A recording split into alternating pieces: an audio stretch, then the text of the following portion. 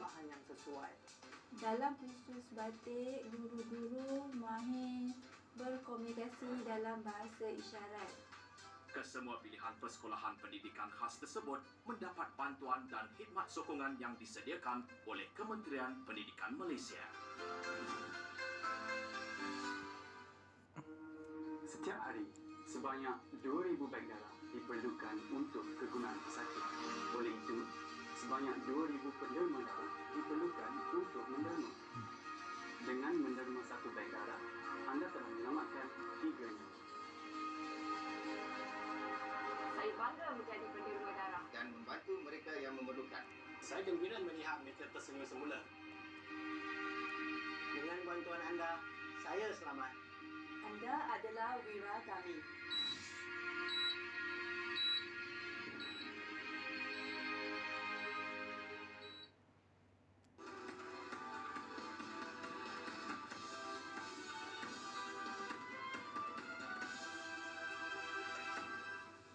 Hello there, you're watching Bizworld.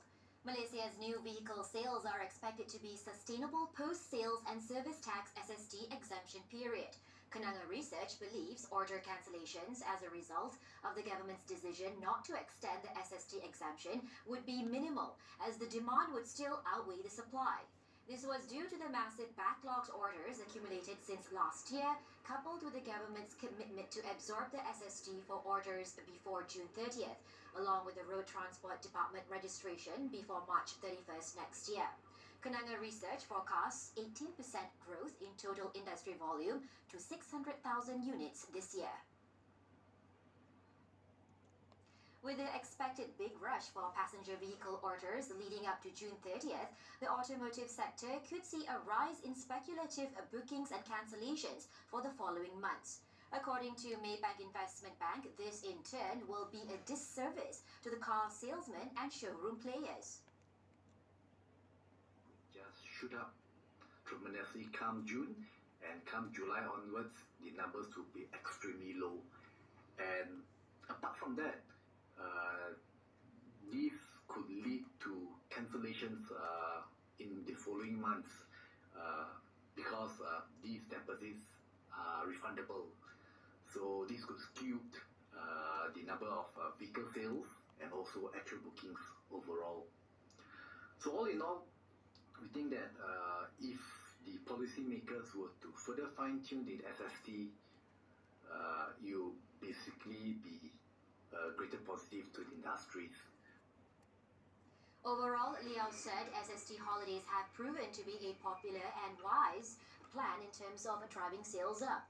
Besides that, he also pointed out that loss of SST holidays is more than compensated by the excise duties and import duties gained by the government.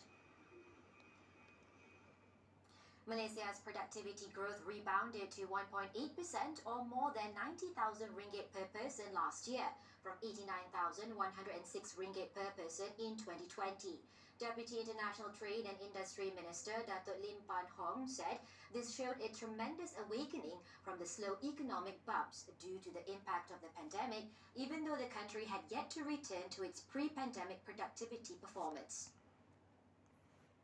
The overall growth of subsectors under the 9 productivity nexus has rebounded to the average of 3.3% from minus 5.1% in 2020. All the subsectors registered positive growth except for the retail and food and beverages, tourism and professional services. The electrical and electronics subsector registered the highest annual productivity growth of 12% due to the increasing global demand for E&E components. The chemical products and machinery and equipment subsectors also recorded a tremendous increase in productivity growth at 10.3% and 9% respectively. The Employees Provident Fund, EPF, recorded total investment income of 15.85 billion ringgit for the first quarter this year. It was lower than the 19.29 billion ringgit recorded in the corresponding quarter in 2021, driven by a significant decline in worldwide markets. Its Chief Executive Officer, Datuk Sri Amir Hamzah Aizan, said the pension fund had a strong start in the earliest part of the first quarter. The situation, however, took a turn as global markets suffered a decline, causing lower returns in bonds and equities throughout the remaining quarter. During the quarter under review, equities contributed 10.46 billion ringgit in income, accounting for 66% of total gross investment income. As of March 2022, the EPF's overall investment asset grew to 1.02 trillion ringgit, of which 37% was invested in overseas investments. EPF's overseas investments also generated 8.23 billion ringgit in income, representing 52% of the total gross investment income recorded. Selangor Information Technology and Digital Economy Corporation (SIDEC) is targeting to receive 250 submissions and hit a total sale of 20 million ringgit for the latest edition of Top E-Commerce Merchant Top ECM Awards.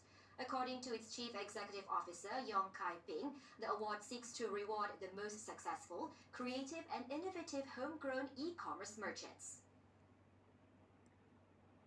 7 years ago, with just 60 participants, and then we increased to 181 participants to 200 plus participants, and finally we are generating 47 million ringgit last year from the sales. The award is also in line with SIDEC's plan of action to further uplift and strengthen the country's e-commerce ecosystem. That's all the time we have for Bizworld. I'm Nadia Azmi. Thank you for investing your time with us.